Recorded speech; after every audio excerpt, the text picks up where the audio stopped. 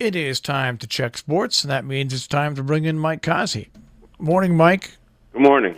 Well, you have to give it to the Mets. If not anything, they're resilient anyway. Yeah, I didn't think they'd win yesterday. Neither did I. But you know what? You got to give it to them. They're resilient. They came back. Not that they're going to make the playoffs or anything. Maybe who knows? Maybe they will. But it was a big win to come back and win yesterday. Yeah, I guess so. I guess you can say that. Because the Nats are playing good. It's not like the Nats are a scrubby team. They're actually playing good. And so it's just, hey, some of the players on that team have a lot of heart. You know what the big difference was between yesterday's game and the day before? What was that? They kept that horrible reliever out there, closer. Which one? The one that gave up the winning home run the other night. What about the guy Seawald who gave up 4 runs? Yeah. It wasn't just a one-man destruction the other night. It was a total collapse. Yeah. Well, anyway, so there they are, and it's interesting. I've been following the Red Sox, who've been playing much better. They're 7-3 in their last 10 games, but unfortunately, all the teams around them that they have to go over are either 7-3 or 8-2. Yeah, they're all winning. Yeah, they're all winning. So I mean, it's the hole you dug. Yeah. I mean, they're 5.5 games behind, which doesn't sound like a lot, but what's today, September 5th? Yeah. It's late for that. They've got 140 games played. They've got 22 games left to make up basically 6 games. Not happening. Yeah. They need a total collapse of 2 teams, not one, to get there. So that's not happening. One team that's playing real well are the Twins. Cleveland caught up to the Twins. They were real close to them, and now you look, and they got a 5.5. It was 6.5. It's 5.5 now. The Twins pulled away, so it looks like the Twins are going to win the Central, and the Indians are thrown into the wild card mix with Oakland and Tampa Bay. Yeah, Oakland and Tampa Bay and Cleveland all within a half game of one another. One of those teams aren't going to make it. Yeah. But anyway, so there's that, and guess what tonight is, Mike? Yeah, I know. Foosball starts. That's right. Foosball. Foosball. Like Bobby Boucher's mama used to say on The Waterboy. That's right. You playing the foosball? You know, as mindless as that picture was, it was correct. It was correct, and it was funny. Mm-hmm. You playing the foosball? The devil. Mm-hmm. That was a funny movie. Oh, I liked when he said he was going to open up a can of whoop ass. That was. There's so many funny lines in that movie. That was pretty good. But anyways, he made a lot of good movies. Well, you know, they were all the same thing, but you know what? They made you laugh. And now, you know what? I don't go to movies to be. That's what a comedy's supposed to That's do. Right. I like to watch movies to get away from reality. Those did. You know what was cool about them? He always hired his friends back. Absolutely. You always see the same guys in the movies. It was pretty cool. All right, so tonight's game is the Chicago Bears against... The Bears and the Packers. And it's in Chicago, right? I think so. Yeah. Yeah. You know, it's very rare that I go against the Packers, but... Oh, we got to pick these. That's right. I forgot.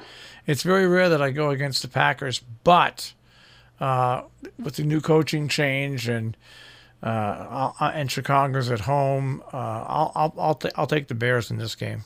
I'm taking Green Bay. All right. Who's the other game? I think there's just one game tonight, isn't there? No, there's 2. Isn't there? No, there's one tonight. There's only one? They got away from the 2 games? Yeah, one game tonight, Green Bay and Chicago. My computer froze, so I can't check. 8:20. Then the rest of the games are on Sunday and then Monday. All right, I'm taking Green Bay. I'm not taking... I don't know who the quarterback even is for the Bears, so I'm taking Aaron Rodgers. Isn't it Tuwitsky or something, his name? Something like that? I don't know. I have no idea. Anyway, how about what happened in Major League Baseball yesterday? With what? A player did something that hasn't been done since the time of Babe Ruth. What'd he do, pitch and hit? Not only did the person pitch and hit, I think it's a pitch, hit, and got a home run in the game. Babe Ruth was the last person to do it. Michael Lorenzen. All right. No, I never heard of him. No. He's only the second player in Major League Baseball to ever hit a home run, play center field, and win as a pitcher in the same game since Babe Ruth in 1921. Wow. What game was that? I don't know whoever Cincinnati played against. St. Louis. No, they played the Giants yesterday. Okay, they played the Giants. Cincinnati played the Phillies. Yeah. All right. So, anyways. Hey, you know what was a funny stat? Not a funny stat, but an odd stat. You know who's in the top 5 in ERA in the National League? Top 5? Yeah, a name that you wouldn't expect. Who? Sonny Gray. Oh yeah, no, he's the ace of the staff. That's crazy. He's the ace. What happened? Did he get invaded by an alien or something when he came to New York? He just couldn't perform in New York. Today you got the matchup of the two exiles. You got Jason Vargas, who the Mets got rid of, and he's pitching against Sonny Gray, who the Yankees got rid of. Yeah, he just couldn't pitch in New York. No, That's great. I don't understand that. He's got them. That's why Cincinnati's been on that run that they've been on. He's just been unbelievable for them. I just don't get it. When you pitch, you shut everything down. You don't hear anything. You're not supposed to. So you could be pitching in Peoria as much as New York, and you just don't read the newspaper. That's all. Well, there's more. It's more than just Sonny Gray that it happened to too. I just don't understand it.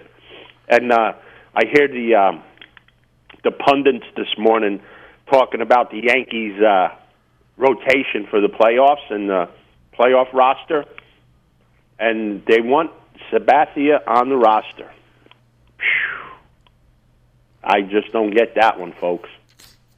Well, I can tell you right now, they're saying if it comes down between Happ and Sabathia, they take Sabathia. Aaron Boone didn't sound like that at all.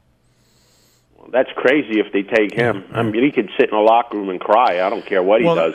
He's not going to help you in the playoffs. Because you never know when he's going to fall apart. What you just said about here's what Aaron Boone said. Right now, CC's biggest contribution is that the younger players like him. And he's a steadying force in the clubhouse, whether he pitches or not. That's exactly what he said. To me, so that sounds to me like they're going to put him on the roster whether he plays or not. That's what it sounds like to me, because if he's not on the roster, he can't be in a dugout, he can't be in a clubhouse. All right. Well, but then maybe he's on the roster, but I don't know whether he's going to pitch. Can't make him a coach. So.